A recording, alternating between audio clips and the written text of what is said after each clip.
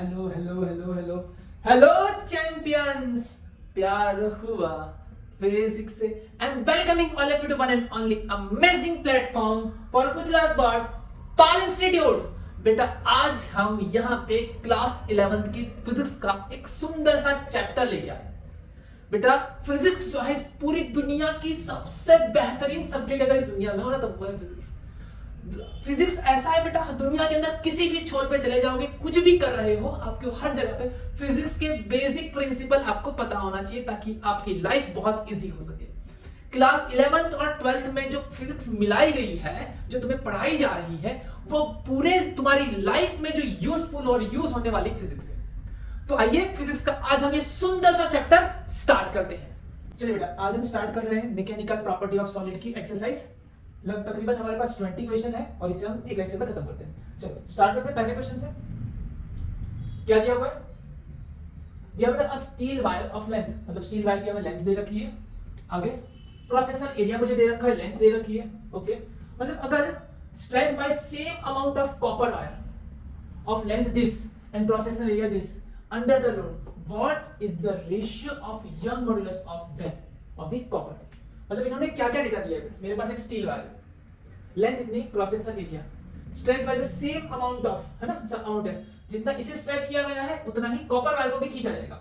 Wire of length and cross section area under the given load, same load पे, what is the ratio of Young modulus of the steel wire. इनका Young modulus का ratio मुझे निकालना है। चलो young modulus का formula क्या होता है? यंग मॉडुलस का फार्मूला, यंग मॉडुलस का फार्मूला होता है स्ट्रेस अपॉन स्ट्रेन। क्या होता है बेटा? Stress upon strain. स्ट्रेस मतलब F by A delta L by L, ये यंग मॉडुलस है। यंग मॉडुलस में कॉपर के लिए लिखूंगा तो क्या लिखूंगा? Force on copper, length of copper, area of copper and delta L of copper. Young modulus अगर मैं स्टील का लिखूंगा तो क्या लिखूंगा? जैसे बता, force on steel, length of steel, cross section area of steel and change in length of steel. But इन्होंने कितनी चीजें सेम दे रखी है बेटा? लेंथ मुझे पता है, क्रॉस सेक्शन एरिया मुझे पता है, लेंथ मुझे पता है, क्रॉस सेक्शन एरिया मुझे पता है, बाकी सब चीजें सेम है। बाकी सब चीजें में सेम क्या बेटा? सेम अमाउंट ऑफ एक्सपेंशन, मतलब delta LC is equal to delta LS, ये सेम है। दूसरी चीज क्या सेम बेटा? अंडर द गिवन लोड, मतलब फोर्स भी सेम है, FC is equal to FS. मैं इन दोनों का रेशियो कर ले लूं, मुझे क्या पूछा बेटा? What is the ratio. अगर मुझे रेशियो पूछ रखा है तो मैं रेशियो ले लेता हूं। रेशियो लेने क्या क्या काट हो जाएगा बेटा? एफसी और एफएस सेम है, कट जाएगा। डेल्टा एलसी और डेल्टा एलएस भी सेम है बेटा, कट जाएगा। बचा क्या? देखो क्या बचा? यंग मॉडुलस कॉपर और यंग मॉडुलस स्टील। ऊपर एलसी बचा, नीचे क्या बचा? एसी बचा। ये नीचे का एलएस हो गया, डिनोमिनेटर का डिनोमिनेटर ऊपर चला गया, एएस। एलसी तुम्हारे पास है, कितना है? ये एलसी है 4.7।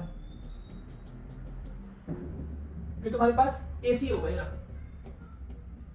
एक सेकेंड, स्टील का है ना, ये है एएस, एलएस है, और ये तुम्हारा हो गया एएस, ये तुम्हारा हो गया एलसी और ये तुम्हारा हो गया एसी। चलो एलसी ये रहा 3.5 और एएस कितना है? 3.0, 10⁻⁵। एसी कितना ये रहा? कॉपर का 4.0 इंटू 10⁻⁵, और length of steel is equal to 4.7। काट पीट करके बताओ कितना आ रहा है? 0.558।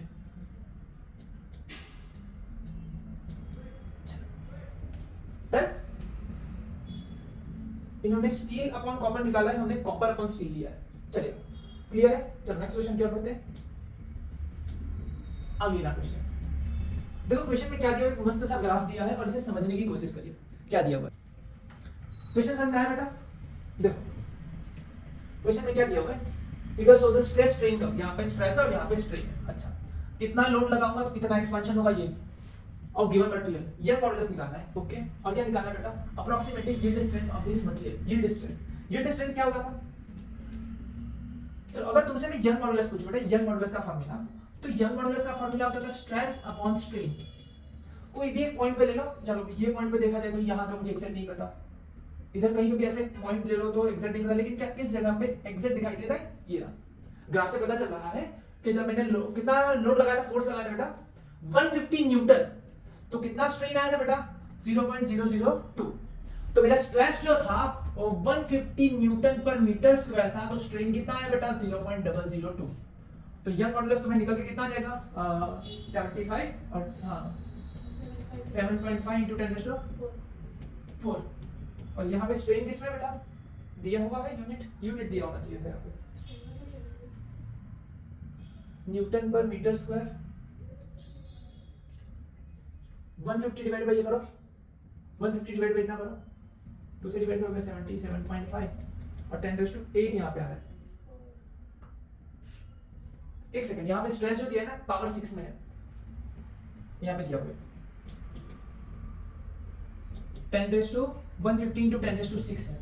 स्ट्रेस कितना बेटा मल्टीपल ऑफ, देखो यहाँ पे दिया है स्ट्रेस कितना बेटा, ये 50 है तो 50 into 10⁻6, 100 into 10⁶, 150 into 10⁶, तो 150 into 10⁶, इसको काट पीट करके आपका जो आंसर कितना रहेगा 7.5 into 10⁸ कितना आ रहा है 7.5 into 10⁸ Newton per metre square. Young modulus मुझे मिल गया। चाहो तो आप यंग मॉडुलस यहाँ से भी निकाल सकते हो, लेकिन एक्सेल आपको वैल्यू पता होनी चाहिए, परफेक्ट ग्राफ हो एकदम अच्छे से ड्रॉ किया हो तो आप निकाल सकते हो। 250 पे कितना आ रहा है 0.3 से थोड़ा बड़ा ऐसा, तो जो परफेक्ट पॉइंट मेरे पास थे, मेरे पास ये परफेक्ट पॉइंट था और ये भी परफेक्ट पॉइंट था, तो मैंने ले लिया। ठीक है, चलो अब इन्होंने दूसरी चीज क्या क्या रखी बेटा, दूसरी चीज ये कह रखी है कि मुझे निकालना है यील्ड पॉइंट। यील्ड पॉइंट मतलब क्या होता है, मैक्सिमम स्ट्रेस जहां पे वो वापस अपने ओरिजिनल कॉन्फ़िगरेशन को, ओरिजिनल शेप को गेन कर पा रहा था बेटा, वो कहां पे है, तकरीबन देखो यहां के आसपास है, दिखाई दे रहा है कितना बेटा, तकरीबन 300 के आसपास है। तो इसे मैं कह सकता हूं कि जो इसका यील्ड पॉइंट हो गया कितना हो गया 300 into 10⁸, तो कितना हो गया 3 into 10⁸। क्लियर है, चलो next question. Stress strain graph of material A and B दिया हुआ है, उसमें से कुछ ये क्वेश्चंस आते हैं और ये क्वेश्चंस 1 या 2 मार्क्स में जरूर आता है। चलिए काफी इंपॉर्टेंट क्वेश्चंस है 1 मार्क्स के हिसाब से, आइए इसे समझते हैं। देखो स्ट्रेस और strain curve of material A and be shown in figure, मतलब मेरे पास ये फिगर में दिया हुआ है स्ट्रेस स्ट्रेन। अच्छा इन्होंने क्या कह रखा है, क्वेश्चन पूछा which of the material has the greatest young modulus. क्या पूछा बेटा, ग्रेटेस्ट यंग मॉडुलस। तो यंग मॉडुलस का फार्मूला क्या होता है, पहले ये बताओ। स्ट्रेस अपॉन स्ट्रेन, क्या होता है बेटा, स्ट्रेस अपॉन स्ट्रेन। मतलब अगर स्ट्रेस इस ग्राफ में देखो, ये रहा स्ट्रेस और ये रहा स्ट्रेन, स्ट्रेस कहां पे y पैरामीटर और स्ट्रेन कहां पे x पैरामीटर, मतलब मैं ऐसा कह सकता हूं Young modulus is equal to y parameter upon x parameter. अगर y पैरामीटर और x पैरामीटर का मैं लूंगा तो बेटा इसको हम मैथ्स की लैंग्वेज में, फिजिक्स लैंग्वेज में क्या कहते हैं बेटा, स्लोप। क्या कहते हैं बेटा, y parameter upon x parameter मतलब स्लोप। अच्छा मतलब Young modulus is equal to slope, और जिसका स्लोप ज्यादा उसका यंग मॉडुलस ज्यादा, और जिसका स्लोप कम उसका यंग मॉडुलस क्या है बेटा, कम। मुझे बताओ किसका स्लोप ज्यादा है, किसमें चढ़ाई ज्यादा है, ये थोड़ा नीचे है और ये थोड़ा सीधा है, इसका एंगल ज्यादा है, इसको θ1 कह देता हूं, इसको क्या कहता हूं θ2, तो θ1 जो है वो बड़ा है, मतलब इसका स्लोप ज्यादा है और इसका स्लोप थोड़ा बेटा कम है ना। तो इसका यंग मॉडुलस को अगर मैं y1 बोलूं, इसके यंग मॉडुलस को ya बोल दो और इसके यंग मॉडुलस को क्या बोल दो बेटा yb, तो ya is greater than yb। Clear है।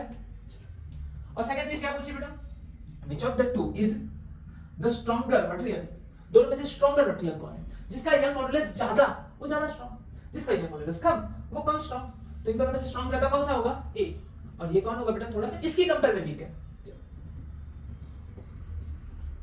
देखो इन्होंने कुछ अलग तरीके का स्टेटमेंट यूज किया है, ये भी हम कर सकते हैं। The amount of stress required to fracturing a material corresponding to the fracture points given the strength of material, material A can withstand more strain than material B, hence the material A is stronger than material B। इन्होंने अलग points पे भी discuss किया बेटा, देखना यहां से ये ग्राफ है, अब जो इसका फ्रैक्चर पॉइंट है ये यहां पे है और इसका फ्रैक्चर पॉइंट देखो यहां पे है। चलो ये जो है वो इसका ये जो एरिया दिखाई दे रहा है ये लंबा ज्यादा है बेटा, ये मतलब इजीली टूट नहीं रहा है, मतलब यहां से डिफॉर्म होना चालू हुआ, देखो डिफॉर्म तो यहां पे भी हो रहा था लेकिन यहां तक कैसा था बेटा, इलास्टिक था। इलास्टिक के बाद ये क्या हो गया बेटा, यहां तक इसका रीजन कैसा है, प्लास्टिक रीजन है। प्लास्टिक रीजन बड़ा है और इसका प्लास्टिक रीजन बहुत छोटा है, समझ आ रहा है। बट इन्होंने जो वर्ड यूज किया ना स्ट्रॉन्गर मटेरियल, क्या यूज किया बेटा, स्ट्रॉन्गर मटेरियल। स्ट्रॉन्गर मटेरियल किस पे डिपेंड होता है बेटा, यंग मॉडुलस पे। किस पे, यंग मॉडुलस। जैसे मैं तुम्हारे सामने दो डिस्कस करूं, लाइक एक मेरे पास एक स्टील है या आयरन समझ लो बेटा, और एक बेटा जो तुम्हारा वो बाइक्स वगैरह का इंजन का जो केस बना होता है बेटा, कास्टिंग मटेरियल कहते हैं, अलॉयज होते हैं। अलॉय का बना होता है बेटा वो। अब ये कैसा रहता है, स्टील को आप बेंड करोगे ना तो वो बेंड हो जाएगा, बेंड करोगे बेंड हो जाएगा, सब कुछ हो जाएगा। आयरन को भी आप बेंड करोगे वापस अपनी ओरिजिनल कॉन्फ़िगरेशन वापस दे देगा। ये अलॉय काफी हल्का होता है लेकिन इसे बेंड करने पे ये टूट जाता है, लाइक अ बीटर। ये कैसा है, मेटल है, अलॉय है, लेकिन ये कैसा है, इसको थोड़ा सा ज्यादा बेंड करोगे ये टूट जाएगा। इसमें इलास्टिसिटी कम है। यंग मॉडुलस इसका भी अच्छा खासा है और इसका भी अच्छा खासा है और इसका भी अच्छा खासा है, लेकिन इसमें इलास्टिसिटी कम है, ये रिगेन नहीं कर पाता है। क्लियर है? चलो नेक्स्ट क्वेश्चन क्या आता है। चलो ये तो हो गया और ये भी हो गया। नेक्स्ट क्वेश्चन देखो बेटा, ये वाला क्वेश्चन 1 मार्क्स के हिसाब से बेटा ये भी क्वेश्चंस काफी इंपॉर्टेंट है, ध्यान से सुनिएगा। कौन से बनाइएगा, चेक करना है कि ट्रू है या फॉल्स है। अच्छा क्या बेटा, young modulus of rubber is greater than steel, बिल्कुल गलत। और जब लेक्चर चला था मैंने तुम्हें यही चीज बताई थी कि रबर का यंग मॉडुलस और स्टील का यंग मॉडुलस में किसका मॉडुलस ज्यादा होता है बेटा, रबर का, सॉरी स्टील का। किसका बेटा, स्टील का। रबर का यंग मॉडुलस छोटा है, स्टील का यंग मॉडुलस बड़ा होता है बेटा। क्यों? यंग मॉडुलस का स्टेटमेंट मैंने तुम्हें क्या लिखवाया था, यंग मॉडुलस का जो स्टेटमेंट होता है ये होता है कि मैंने फोर्स लगाया, देखो फॉर्मूला क्या है, stress upon strain, stress upon strain. अगर यहां पे मैं रबर ले लूं और यहां पे मैं ले लूं, क्या ले लूं, स्टील, तो देखो मैं यहां पे छोटा सा फोर्स लगाऊं ना, 100 न्यूटन भी लगाया मैंने, न्यूटन पर मीटर स्क्वायर, और यहां पे 100 न्यूटन पर मीटर स्क्वायर लगाया, तो जो इलास्टिक होगा, रबर होगा ना, वो ऐसे खींच जाएगा, उसमें स्ट्रेन अच्छा खासा आएगा, 1 सेंटीमीटर, 2 सेंटीमीटर, 3 सेंटीमीटर ऐसा स्ट्रेन आएगा, 2 सेंटीमीटर। लेकिन इसमें जो है, इसमें इतना ज्यादा स्ट्रेन नहीं आता है। इसमें 0.1 mm हो सकता है, 0.2 mm हो सकता है, 0.5 mm हो सकता है, 1 mm हो सकता है, 2 mm हो सकता है, mm में आ रहा है, यहाँ पे सेंटीमीटर में आ रहा है। इसका डिनोमिनेटर छोटा है, मतलब इसका यंग मॉडुलस बड़ा है, और इसका डिनोमिनेटर बड़ा है, मतलब इसका यंग मॉडुलस कैसा हो गया बेटा, छोटा है। ये अपने आप को रोक ही नहीं पाता है।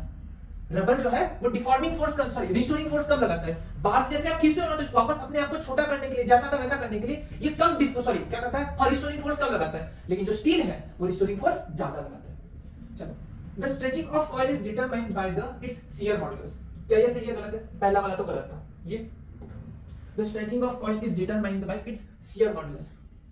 कॉइल को अगर मैं खींच रहा हूं, कॉइल तो क्या होगा बेटा, कॉइल को अगर खींच रहे हैं तो उसका जो डिटरमिनेशन होगा शियर मॉडुलस से हम निकाल सकते हैं। कैसे देखो, व्हेन कॉइल इज स्ट्रेच्ड, उसका लेंथ चेंज नहीं होती बेटा, एरिया चेंज होगा। When the coil is stretched by applying force, but then there is no change in length and cross sectional area of coil, but only shape of coil change. Coil है, उसे मैंने ऐसे कुछ भी खींचा या ऐसे तेरे किया बेटा, उसकी लेंथ वगैरह चेंज नहीं हो रहा है। चेंज क्या हो रहा है बेटा, उसका शेप चेंज हो रहा है। शेप चेंज होना मतलब कौन सा मॉडुलस आ गया बेटा, शियर मॉडुलस। कौन सा मॉडुलस, शियर मॉडुलस। चलो नेक्स्ट क्वेश्चन, ये तो हो गया, ये भी हो गया। चलो ये देखो बेटा, क्वेश्चन में क्या दिया है, देखिए मस्त वाला क्वेश्चन है। दिया क्या है, 2 वायर ऑफ डायमीटर, मतलब डायमीटर है दोनों का सेम है, one made of steel and other made of brass, मतलब एक स्टील का बना हुआ है, एक ब्रास का बना हुआ है। Loaded is shown in figure, ऐसे फिगर में बताइए इस तरीके से, मतलब स्टील वायर के नीचे देखो, इधर देखो स्टील वायर की लेंथ कितनी दे रखी है बेटा, 1.5 मीटर, और ब्रास वायर की लेंथ कितनी दे रखी है बेटा, 1 मीटर। क्या किया गया है, देखो इस पे ये 4 किलो लटका दिया गया बेटा, और इस पे कितना बेटा, 6 किलो है, मतलब ब्रास वायर पे 6 किलो है, लेकिन ये जो पूरा सेटअप किस पे लटकाया गया बेटा, यहाँ पे। मतलब अगर स्टील वायर पे पूछा जाए तो स्टील वायर पे कितना लोड है बेटा, 4 किलो की और 6 किलो दोनों को उठा रखा है। मतलब स्टील वायर पे कितना किलो उठा रखा है बेटा, स्टील वायर पे लोड जो है वो 10 केजी का है, और इस पे कितना बेटा, ओनली 6 केजी का। Unloaded length of the steel wire is, बिना लोड लगाए लेंथ कितनी थी, 1.5 मीटर एंड 1 मीटर। लोड लगाने के बाद थोड़ा लंबा हो गया, क्या करना है, compute the elongations of the steel and brass wire, मतलब मुझे जो लेंथ में इंक्रीज हो रहा है ना, मुझे ये चीजें निकालनी है। तो दोनों की लेंथ इंक्रीज होगी, इसकी लेंथ में मान लो डेल्टा एल जितना, इसकी लेंथ में डेल्टा एल जितना, ये स्टील का है तो स्टील, और ये ब्रास का है तो बी। यंग मॉडुलस आपको दिया नहीं है, बट आपको थोड़ा बहुत याद भी रखना होगा और डेटा ऐड भी करना होगा। बहुत बार एग्जाम्स में ऑलरेडी तुम्हें यंग मॉडुलस सारा दे देते हैं। चलो, यंग मॉडुलस का फॉर्मूला क्या था, यंग मॉडुलस का फॉर्मूला होता है स्ट्रेस अपॉन स्ट्रेन। क्या होता है बेटा, स्ट्रेस अपॉन स्ट्रेन। स्ट्रेस का फॉर्मूला क्या होता है, F by A delta L by L। Delta L तुम्हें निकालना है तो क्या करोगे, delta L is equal to F L A Young modulus. चलो F, अगर मैं बात करूं पहले स्टील के बारे में, डेल्टा L स्टील, तो force on steel, length of steel, area of steel, Young modulus of steel. अगर मुझे ये निकालना हो, डेल्टा LC, LC नहीं ब्रास, ब्रास है, तो डेल्टा एल बी तो क्या हो जाएगा, load on brass wire, length of brass wire, area of brass wire and along sorry Young modulus of brass wire. Clear है, सारे डेटा तुम्हारे पास है। ये बताओ कि इस पे कितना लोड लगा हुआ है स्टील पे, तो स्टील पे 4 kg 6 kg कुल मिला के कितना हो गया बेटा 10 kg। तो कितना लगा है वेट, कितना हो गया 10 g, कितना हो गया 10 g। लेंथ कितनी दे रखी स्टील वायर की, ये स्टील है एल एस दिया हुआ है 1.5। एरिया कितना है 2.5, 0.25 सेंटीमीटर डायमीटर, तो एरिया का फार्मूला बताओ, area is equal to pi r square, है ना। और ये डायमीटर है, रेडियस क्या होता है डायमीटर का आधा, तो यहाँ पे क्या लिख सकता हूँ d/2 होल स्क्वायर, ये हो गया पाई b स्क्वायर डिवाइड बाय 4। चलो पाई की जगह पे 3.14, ये कितना हो जाएगा 0.25 सेंटीमीटर है, तुम्हें किस में कन्वर्ट करना होगा मीटर में, 0.25 into 10⁻², 0.25 into 10⁻² का स्क्वायर करना होगा, डिवाइड बाय 4 करना होगा। चलो देख लेते हैं नीचे एरिया कितना आ रहा है। एरिया जो था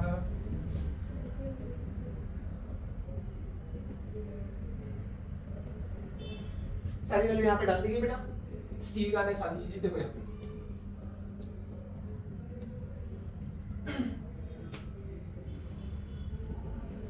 98, हाँ कितना केजी लटका था बेटा 10 केजी, 9.8, लेंथ कितनी दे रखी थी 1.5, एरिया तो मैं निकाल दिया गया था 3.14 और डिवाइड बाय 4, और यहाँ पे कितना था 0.25 into 10⁻² का स्क्वायर, और यंग मॉडुलस कितना होगा स्टील का 2 into 10⁻11।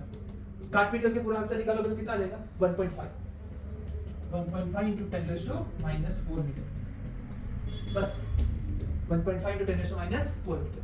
और दूसरी तरफ ब्रास वायर का भी निकाल सकते हो, ब्रास वायर में कितना आ जाएगा, चलो लोड कितना लगा था बेटा 6 किलो, लोड कितना था 6 किलो, 6 जी, जी की जगह पे कितना आ जाएगा 9.8, लेंथ कितनी दे रखी थी 1 मीटर, एरिया कितना आ जाएगा सेम एरिया था कितना बेटा 3.14 डिवाइड बाय 4 और 0.25 into 10⁻² का स्क्वायर, और यंग मॉडुलस कितना होता है इसका याद रखना 0.9। स्टील का कितना था, स्टील का बताओ 2 into 10⁻11, कॉपर का कितना था 1.1 into 10⁻11, और ब्रास का कितना हो गया बेटा 0.9 into 10⁻11। अगर तुमसे कोई क्वेश्चन ऐसा कर ले कि किसकी स्ट्रॉन्गनेस ज्यादा है, तो किसकी स्ट्रॉन्गनेस ज्यादा बेटा स्टील की, कॉपर की थोड़ी कम है, ये कॉपर का है ये स्टील का है, और ये बेटा किसका है ब्रास का है।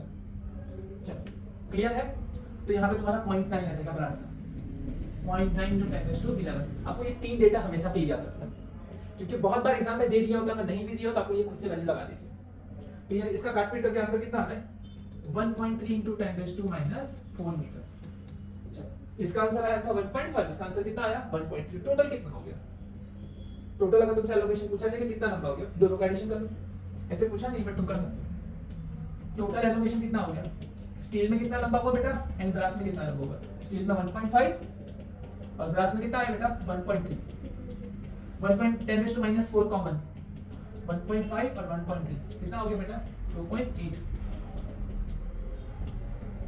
इतनी लेंथ इंक्रीज हो गई। चलो क्लियर है, नेक्स्ट क्वेश्चन क्या करते हैं, ये देखो मस्त वाला क्वेश्चन एकदम,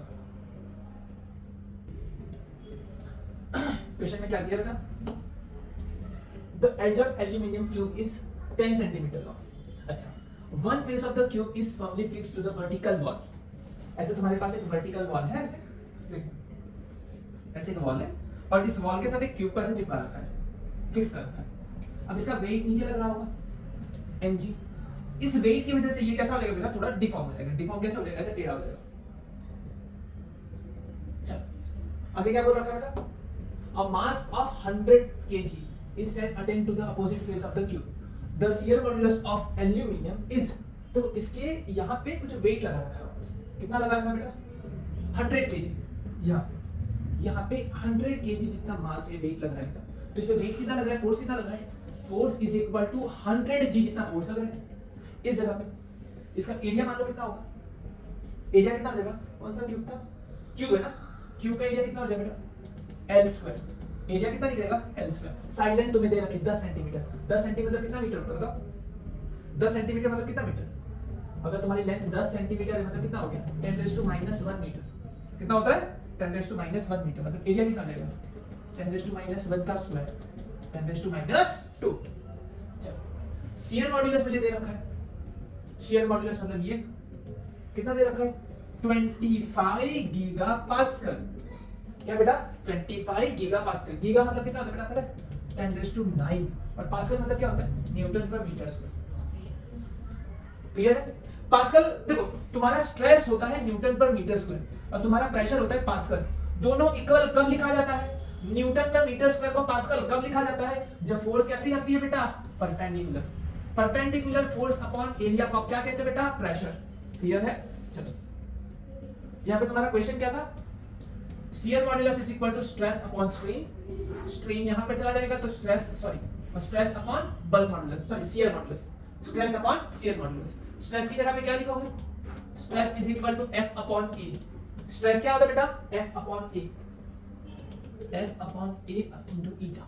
चलो फोर्स कितना लगा रहा है 100 G। Okay 100 G। एरिया कितना था 10 raise to minus 2, 10 raise to minus 2। ये कितना है 25 इनटू 10 रेज टू 9। काट पीट करके आंसर कितना आ रहा है, देखो ये काट पीट करके जो आंसर आ रहा है कितना आ रहा है 3.92 into 10 raised to minus 6। कितना आया 3.92 into 10 raised to minus 6। चलो ये तो मुझे मिल गया। अब मुझे क्या चाहिए, ये बोला गया है what is the vertical deflection of this space. Vertical में कितना डिफ्लेक्शन आया, मतलब मुझे देखो स्ट्रेन निकालना है। अब देखो स्ट्रेन मेरे पास हो चुका था, स्ट्रेन मेरे पास ये रहा, स्ट्रेन कितना आया 3.92 into 10 raised to minus 6। बस स्ट्रेन का फार्मूला क्या था, स्ट्रेन इज इक्वल टू ऐसे देखो सीधा होने की जगह पे क्या हो गया था ऐसे बेंड हो गया, टेढ़ा हो गया, ऐसे टेढ़ा हो गया, मतलब ये कुछ आया, इसे मैंने बोल दिया डेल्टा x और ये क्या था बेटा l।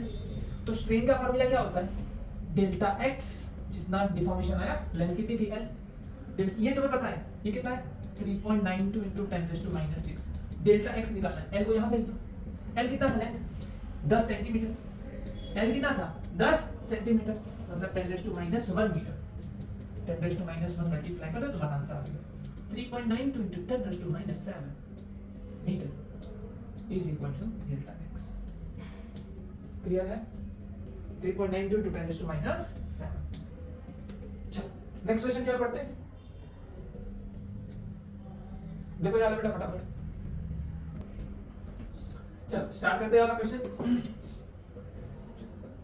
4 identical hollow cylinder column, cylinder हमारे पास 4 mild steel support a big structure of mass 50,000 kg, मतलब 50,000 केजी को वेट को ले रहा है बेटा 4 सिलेंडर पे, मतलब इक्वली चारों पे डिवाइड हो गया। होलो सिलेंडर में the inner and outer radius of each column are 30 and 60 centimetre, मतलब कुछ ऐसा है सिलेंडर है, ऐसे 4 सिलेंडर है, ऐसे होलो है, मतलब कंप्लीट होलो नहीं होता, ऐसे होलो है, मतलब इतना ही एरिया भरा हुआ है, मतलब बीच से थोड़ा खाली है, इतना एरिया भरा हुआ है और बीच का ये जो एरिया ये खाली है।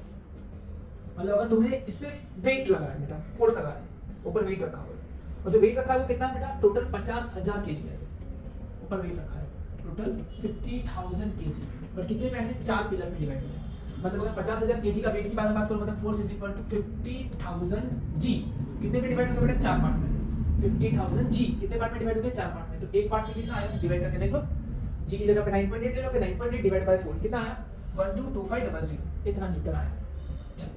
एक इतना फोर्स लगा है, कितने एरिया में लग रहा है, पूरा एरिया काउंट करो, इफेक्टिव एरिया कितना हो जाएगा, देखो इफेक्टिव एरिया ये हो गया, ये रेड वाला पार्ट जो है ये इफेक्टिव एरिया, मतलब पूरा एरिया कितना था पाई आर स्क्वायर, मतलब अगर मैं बड़ी वाली रेडियस को मैं r1 बोल दूं और छोटी वाली रेडियस को मैं क्या बोल दूं r2, तो पाई r1 square minus r2 square इतना एरिया हो गया। समझ में आया, देखो पूरा एरिया कितना था पाई r1 स्क्वायर, उसमें से कितना खाली है पाई r2 स्क्वायर जितना खाली है, ये तुम्हारा इफेक्टिव एरिया आया, pi pi common r1 square minus r2 square, तुम्हारा r1 क्या हो गया ये रहा 60 और r2 क्या हो गया 30 सेंटीमीटर, तो तुम्हें अगर ये हटा देता हूं फिर किसका कोई बात,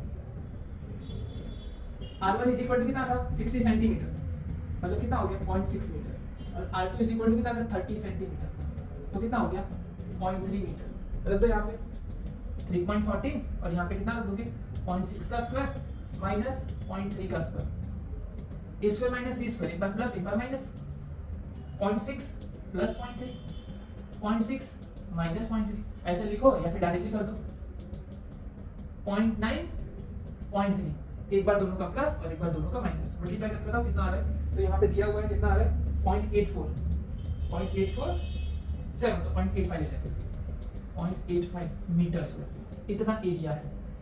चलो तुम्हारे पास कितना डेटा आ गया, देखो तुम्हारे पास तुम्हें फोर्स पता चल गया कि इतना फोर्स लगा है, तुम्हें एरिया पता चल गया कि इतने एरिया में फोर्स लगा है। फोर्स अपॉन एरिया तो क्या निकाल सकते हो, स्ट्रेस। फोर्स अपॉन एरिया से क्या निकाल सकते हो, स्ट्रेस। तो स्ट्रेस का फार्मूला क्या हो गया, stress is equal to force upon area, इतना फोर्स इतना एरिया, तुमने स्ट्रेस निकाल लिया। अब तुम्हें निकालना क्या है, कंप्रेशनल स्ट्रेन। क्या निकालना बेटा, कंप्रेशनल स्ट्रेन। तो क्या करोगे, Young modulus is equal to stress upon strain, Young modulus is equal to stress upon strain. Stress होता है F by A और स्ट्रेन, और यहाँ पे यंग मॉडुलस, दोनों की पोजीशन रिप्लेस कर देते हैं। यहाँ पे स्ट्रेन आ गया और यहाँ पे क्या आ गया, यंग मॉडुलस। चलो कौन से मटेरियल का बना हुआ है, स्टील का। स्टील का यंग मॉडुलस कितना होता है, 2 × 10⁻11। मेरे पास फोर्स है, हाँ जी, कितना है 122,500। एरिया कितना है, ये रहा 0.85। यंग मॉडुलस कितना है, 2 × 10⁻11। जो काट पीट कर क्या आएगा, वो क्या आएगा, स्ट्रेन। इन्होंने स्ट्रेन बोल रखा है, क्लियर है। चलो देख लेते कितना आंसर आ रहा है। Strain is equal to force upon area into Young modulus. Answer कितना आ रहा है, 0.72 × 10⁻6। अच्छा देखो अब ये स्ट्रेन किसमें आया बेटा, ये जो स्ट्रेन आया कितने में आया, एक में आया।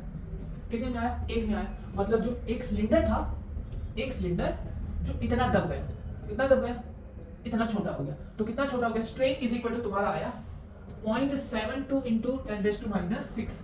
एक का आया, पर मेरे पास ऐसे कितने सिलेंडर थे बेटा, मेरे पास ऐसे 4 सिलेंडर थे। तो टोटल स्ट्रेन कितना हो गया, एक का इतना, तो 4 का कितना हो जाएगा, मल्टीप्लाई बाय 4 कर लो, काम खत्म। अगर मैंने 4 के साथ मल्टीप्लाई किया तो तुम्हारा आंसर कितना हो गया, 2.88 × 10⁻6। चलो डन।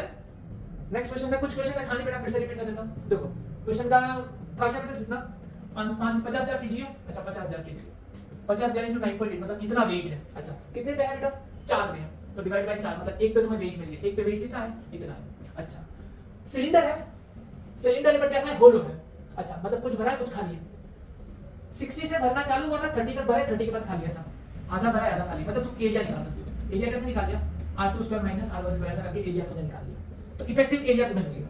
तो यंग मॉडुलस का फार्मूला हो गया स्ट्रेस अपॉन स्ट्रेन। स्ट्रेन यहां पे रहा, यंग मॉडुलस यहां पे। तुम्हें फोर्स पता है, हां।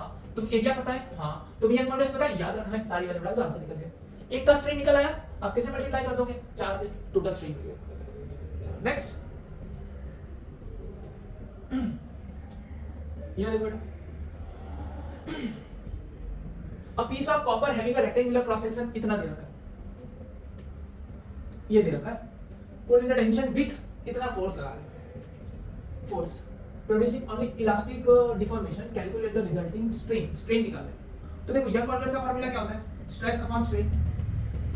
देन स्ट्रेन यहां पे, तो stress upon Young modulus. Stress मतलब क्या होता है, F by A Young modulus. Stress मतलब क्या होता है, F by A। चलो फोर्स दिया है, हाँ जी दिया है, 44500, 44500 इतना फोर्स लगा है। कितने एरिया में, इतना, बट mm में दिया है, तब वो किसमें कन्वर्ट करना होगा, मीटर स्क्वायर में।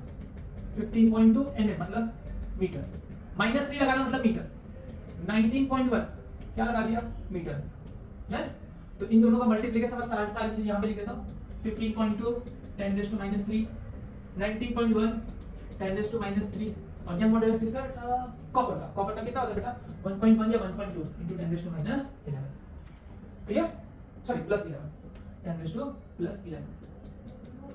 ये सारा डेटा अगर लिख दिया है, इसके बाद जो आंसर आ रहा है वो ये है 1.27 × 10⁻³ देन कौन सा स्ट्रेन बेटा, लॉन्गिट्यूडनल स्ट्रेन। चलो नेक्स्ट देख लो बेटा, ये भी मस्त वाला क्वेश्चन है, क्वेश्चन को पढ़ो।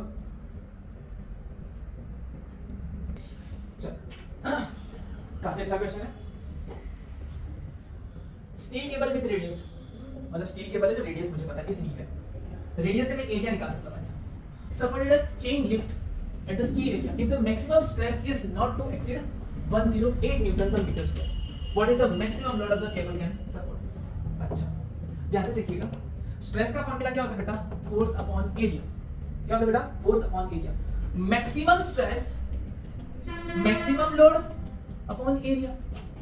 मैक्सिमम स्ट्रेस मुझे बता रखा है कितना होता है बेटा 108। एरिया को मल्टीप्लाई कर लो। एरिया कैसे मल्टीप्लाई होगा, मुझे रेडियस दे रखी है। एरिया निकलेगा पाई आर स्क्वायर 3.14, रेडियस की जगह पे क्या डाल दोगे 1.5 into 10⁻², सेंटीमीटर है ना, किसमें कन्वर्ट हो गया, और एरिया जो है वो यहाँ पे मल्टीप्लाई हो जाएगा। तो ये हो गया 108, ये यहाँ पे आ जाओ, कितना हो जाएगा 3.14 1.5 10⁻² का square is equal to force maximum. इतना लोड लगा सकते हैं, और इसका कैलकुलेशंस का जो आंसर आ रहा है वो ये है, मल्टीप्लाई के आंसर आ गया कितना 7.07 ना। क्लियर। नेक्स्ट क्वेश्चन, चलो वाला देखो, ये मस्त क्वेश्चन एग्जाम में काफी बार आया।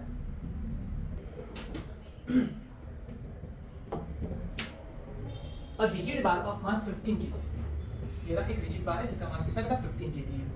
अच्छा, supported symmetrically by 3 wires, 3 wire है, देखो ये कॉपर वायर, ये कॉपर वायर, और यहाँ पे दूसरा एक वायर कौन सा बेटा, ये रहा आयरन वायर। अच्छा, 2 मीटर लॉन्ग, सबकी length 2 metre, those at each end are copper and the middle one is iron, जैसे तुम्हें दिखाई दे रहा है, एंड पे कॉपर है, बीच में कौन सा बेटा आयरन है। Determine the ratio of the diameters, सबका डायमीटर अलग अलग है, इन दोनों का डायमीटर मुझे सेम मानना पड़ेगा, इन दोनों का डायमीटर मुझे सेम मानूंगा, इसका डायमीटर d है, इसका डायमीटर dc और इसका diameter di। If each is to have same tension, मतलब जो सब पे टेंशन लग रहा है वो सेम होगा। अगर देखो सीधी सी बात है, अगर सबका डायमीटर सेम होता, सबका डायमीटर सेम होता तो होता कैसे पता है, इसका यंग मॉड्यूलस छोटा है, इसका भी यंग मॉड्यूलस छोटा है, कॉपर है ना, और इसका यंग मॉड्यूलस बड़ा होता है, तो ये लंबा जल्दी हो जाएगा, बट ये लंबा नहीं हो पाएगा। अगर ये लंबा हो गया, ये लंबा हो गया, तो सारा टेंशन किस पे आ जाएगा, ज्यादा टेंशन इस पे आ जाएगा। बट इन्होंने क्या रखा है कि सबका टेंशन सेम है, सबका टेंशन सेम होना मतलब ये जो वर्ड इन्होंने बोल रखा है ना सेम टेंशन, इसमें इन्होंने दो बातें बता दी है। सेम टेंशन बोलना मतलब दो बातें बता दी है, फोर्स भी सेम है और डेल्टा एल भी सेम है। डेल्टा एल भी क्या बेटा सेम है, सबका इसमें जो लेंथ बड़ी होगी, इसमें लेंथ बड़ी होगी, इसमें लेंथ बड़ी होगी, वो सेम होगी। अगर मान लो बेटा ऐसे हो जाता कि इसकी लेंथ ज्यादा बड़ी हो गई, ऐसे कहने के लिए ऐसे को ले लेता, ऐसा हो गया, टेढ़ा हो गया, सो सबसे ज्यादा टेंशन किस पे होगा, सबसे ज्यादा टेंशन किस पे होगा, इस पे होगा, उससे कम टेंशन किस पे होगा, इस पे होगा, उससे कम टेंशन किस पे होगा, इस पे होगा। क्लियर है ना, इन्होंने सेम टेंशन बोल रखा मतलब ऐसा सीधा है, कैसा बेटा ऐसा सीधा है, सीधा होना मतलब इसका डेल्टा है, इसका डेल्टा है, इसका डेल्टा है, तीनों का डेल्टा कैसा होगा सेम होगा, मतलब लोड भी सेम है, एफ डी सेम है, और क्या बेटा डेल्टा एल भी कैसा है सेम है। ओके बात बढ़िया, चलो नीचे कैलकुलेशंस पे चले जाते हैं। ये मॉडुलस दे रखा है, दोनों सबका वायर की लेंथ कितनी है 2 मीटर है। चलो देखो यहीं पे लिख लेते हैं, यंग मॉडुलस का formula, Young modulus is equal to stress upon strain. Done. चलो अगर मैं कौन सा था आयरन का लिख रहा हूं तो iron iron iron iron iron, और मैंने अगर उसका लिखा कॉपर का लिख रहा है तो कॉपर कॉपर, ये copper delta L copper. But तुम्हारा आयरन पे लगने वाला फोर्स कॉपर पे लगने वाला फोर्स सेम है, आयरन की लेंथ और इसकी लेंथ, किसकी कॉपर की लेंथ, दोनों की लेंथ सेम है, L of iron is equal to L of copper, 2 metre. क्या अलग है बेटा, एरिया अलग है। डन, क्या अलग है, एरिया अलग है। अच्छा तो क्या किया जाए, क्या किया जाए, एक काम करो दोनों का रेशियो ले लो, क्या ले लो, F I is equal to F I A I delta L I upon L I. ये कितना हो गया कॉपर का, F C A C delta L C दोनों का रेशियो ले लो, ये वैल्यू ये कट जाएगा सेम है, और क्या कट जाएगा बेटा एल सी ये कट जाएगा, और क्या सेम था delta L I is equal to delta L C. ये कहां से आया, ये यहां से आया, क्या बता रखा था बेटा दोनों तरफ टेंशन सेम है, ये भी करता है। बचा क्या, सिर्फ बचा तुम्हारा सिर्फ एरिया का ratio, Y I upon Y सी, ये नीचे है ना 1 अपॉन ए आई है, 1 अपॉन ए आई, और ये 1 अपॉन ए सी है, 1 अपॉन ए सी, ए सी कहां चला जाएगा ऊपर, तो Y I upon Y C is equal to A C upon A I. बस इतना काम था, खेल खत्म। ये चीज समझ में आ गई, खेल खत्म। फोर्स सब में सेम है, लेंथ भी सब में सेम है, डेल्टा एल भी सेम है, तो ऐसा लिख सकता हूं कि y is directly proportional to 1 upon A, ऐसा नहीं कर सकते। क्या कर सकते हो देखो बेटा, y फोर्स भी सेम है, l भी सेम है, ये भी डेल्टा एल भी सेम है, बचा क्या लगता है सिर्फ a का, तो yi upon yc is equal to ac upon क्या आ गया ai। बस इसी पे कैलकुलेशंस करनी है। ac निकाल लो, तुम्हें डायमीटर दिया था नहीं, तुम्हें किसका रेशियो निकालना था, डायमीटर का रेशियो निकालना। तो डायमीटर की जगह फिलहाल हम रेडियस मान लेते हैं। Pi AC is equal to pi RC square और AI is equal to pi RI square. लिख दो यहाँ पे YI upon YC is equal to क्या हो जाएगा पाई RC स्क्वायर और क्या हो गया पाई RI स्क्वायर। पाई पाई कट YI कितना है Fe का यंग मॉड्यूलस कितना दे रखा बेटा 1.9 into 10 raised to 11। कॉपर का यंग मॉड्यूलस कितना दे रखा बेटा 1.2 into 10 raised to 11 11 कट बचा कितना 1.9 अपॉन 1.2 1.9 अपॉन 1.2 कैलकुलेट करके दिखाओ कितना हो रहा है देखा जाए तो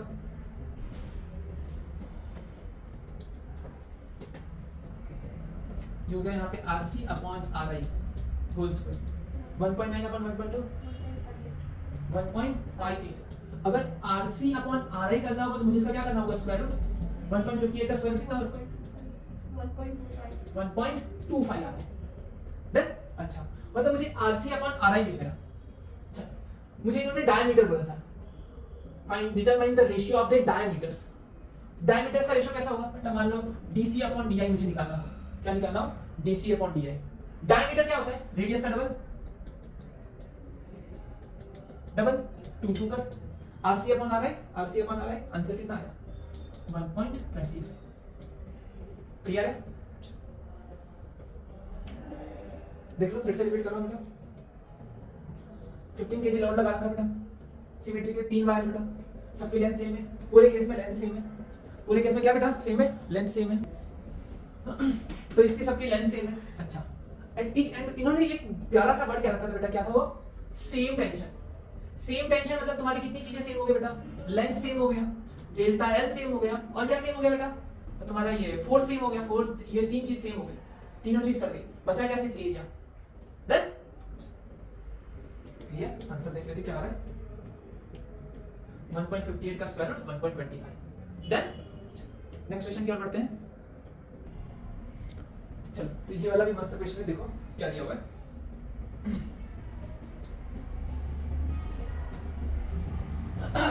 क्या दिया हुआ है बेटा अच्छे से कर पढ़ो 14.5 kg ऑफ मास कितना बेटा मास दे रखा है तुम्हारा 14.5 kg mass fastened to the end of the steel wire of unstretched length लंबा नहीं होगा ऐसे unstretched okay 1 metre is made in vertical circle मतलब ऐसे वर्टिकल सर्कल में से घुमा रहे circle with N angular velocity.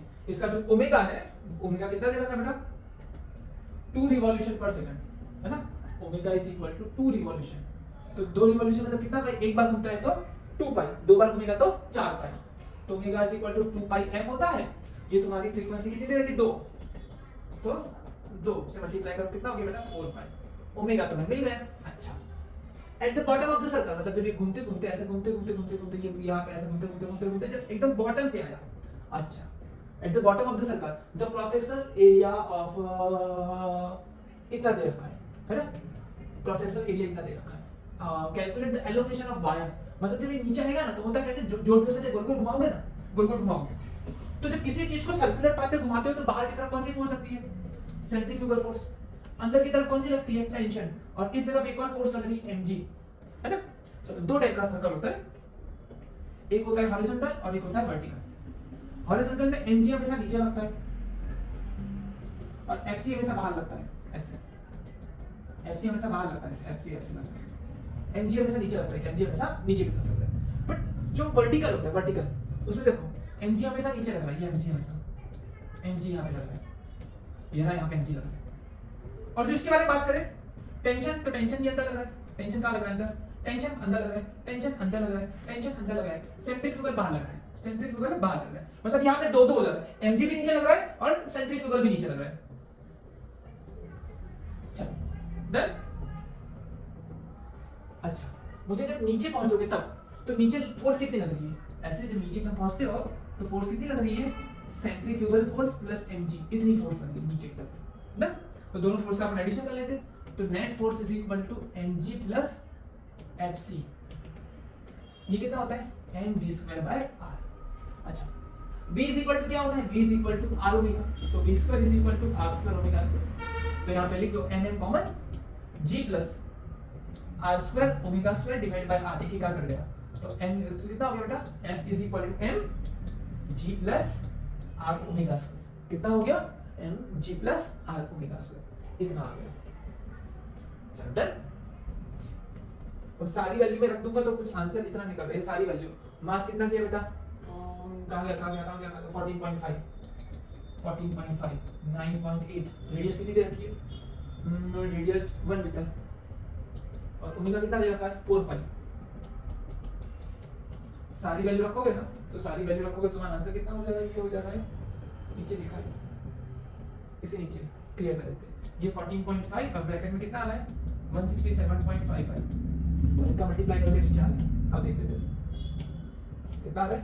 इतनी फोर्स लग रही है। देन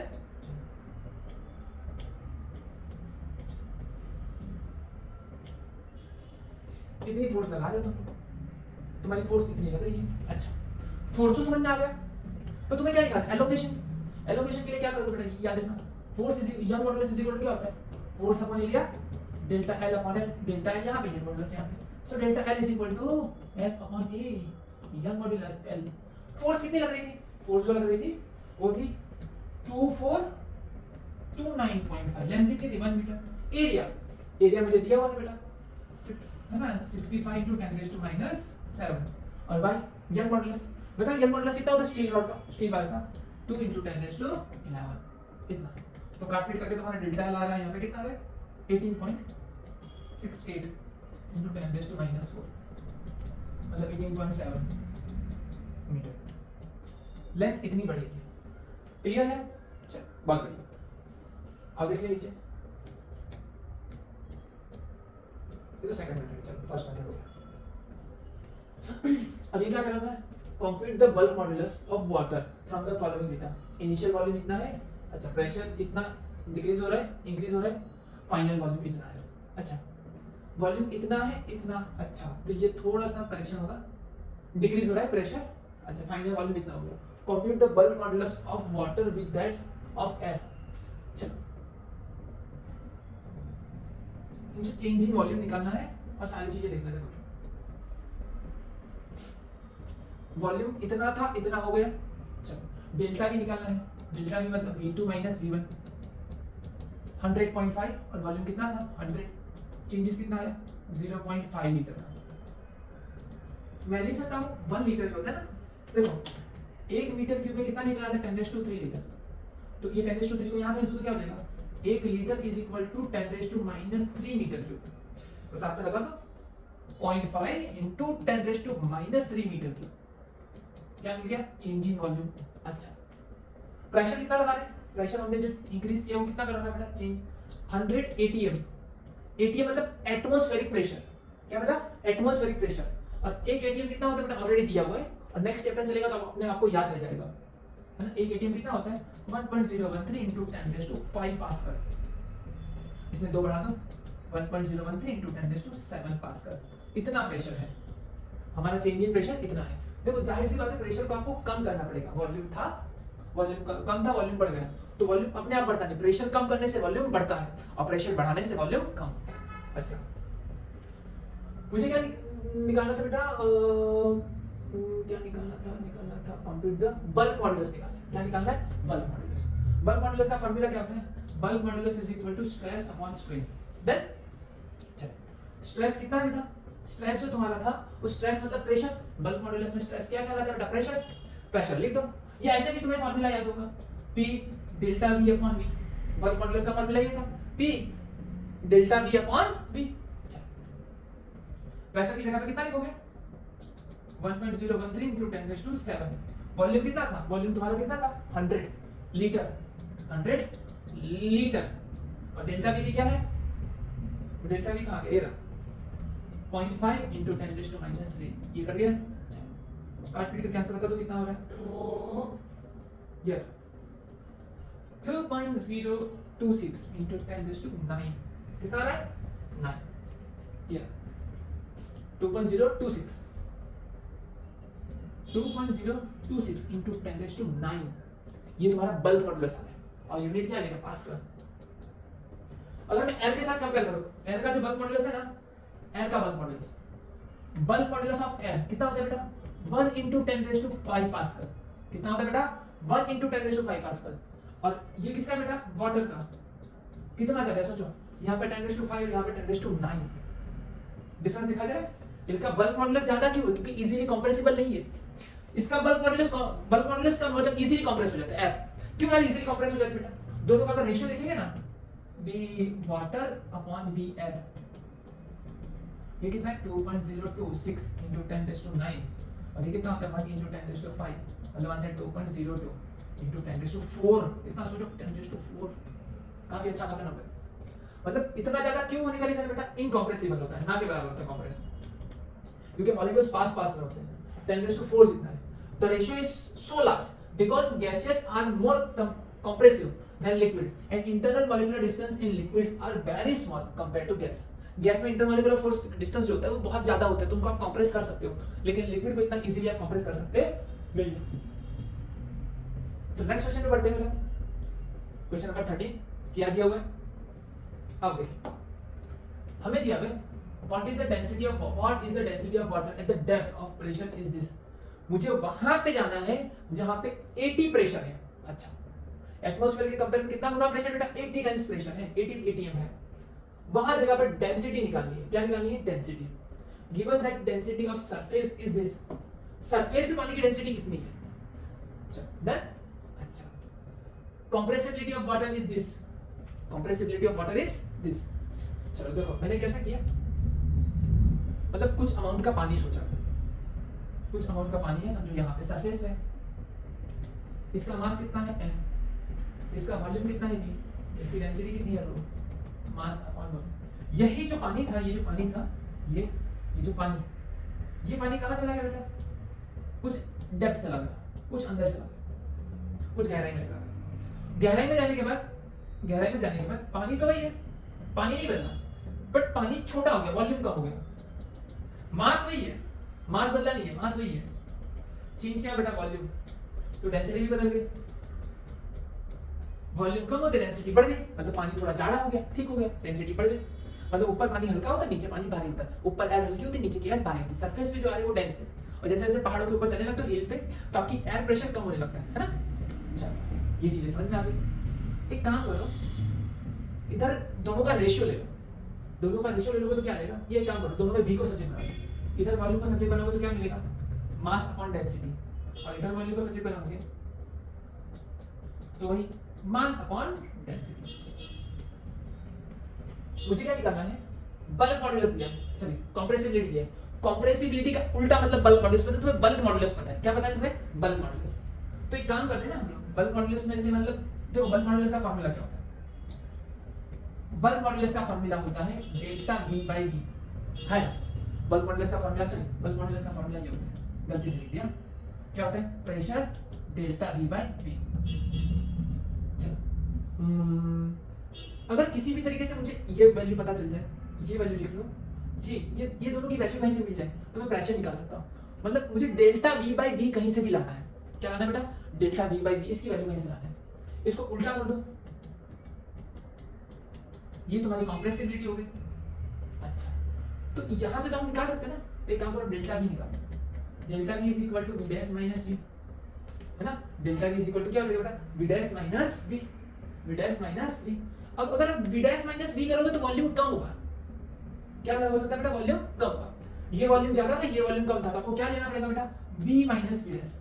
याद है कंप्रेस होता तो हम यहाँ पे माइनस लगा देते थे, क्यों माइनस लगा देते, क्योंकि अंदर का आंसर नेगेटिव था, नेगेटिव को नेगेटिव से मल्टीप्लाई करके हम पॉजिटिव करते थे, राइट। चलो तो हमने यहीं पे चेंज कर लिया कि डेल्टा v को हम एक काम करो ना, फाइनल माइनस इनिशियल या इनिशियल माइनस कुछ भी करो, लेकिन डेल्टा v आपने क्या लेने का बेटा, पॉजिटिव लेना है, क्या लेना है, पॉजिटिव। अच्छा, तो वॉल्यूम है कितना, मास अपॉन रो, यहाँ पे कितना था, मास अपॉन रो डेस, mass common 1 upon rho minus 1 upon rho डेस।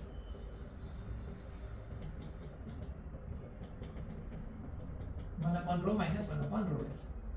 अच्छा, मुझे चाहिए था डेल्टा v बाई v, है ना, तो एक काम करो, मैंने इसको v से डिवाइड कर दिया, किससे डिवाइड कर दिया बेटा, v से। तो एक काम करो यहीं पे निकालना, ये आ गया ना, इसके नीचे में भी, इसके नीचे में भी डाल।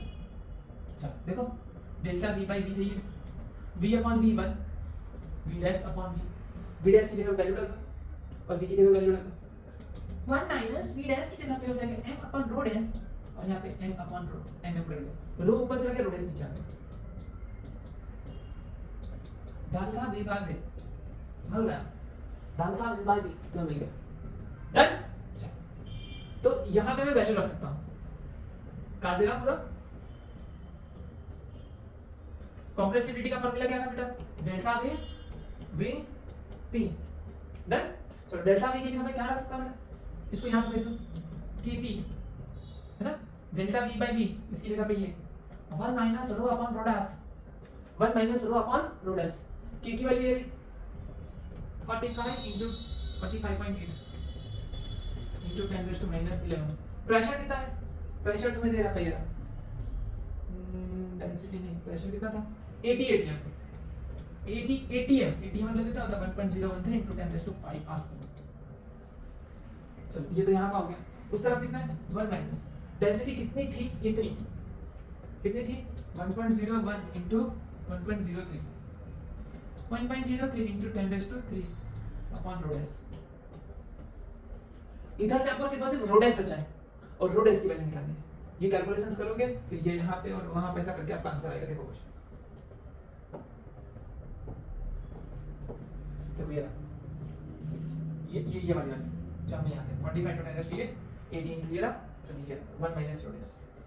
अब आपने क्या किया, इसको इधर ले लिया और इसको इधर ले लिया, तो ये जो था पूरा, ये जो यहाँ था ना, ये जो पूरा यहाँ था उसे वहां भेज दिया, यहाँ भेज दिया, और इसको यहाँ भेज दिया, डन। ये अब इसको सॉल्व करो, ये वैल्यू बहुत छोटी है, इतनी है।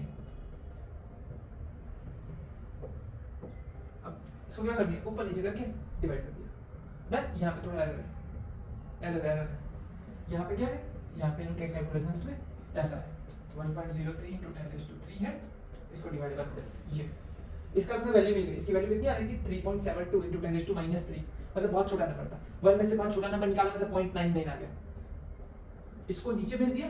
चलो मैं करके दिखा देता हूं, इसमें कैसा आ रहा था 1.01 है ना, 1.03 ये 1.03 10 raised to 3 upon rho dash, ये 1 माइनस ये जितना भी ब्रैकेट था ये ब्रैकेट, इसका आंसर जो आ रहा था वो इतना आंसर है 3.7271 into 10 raised to -3।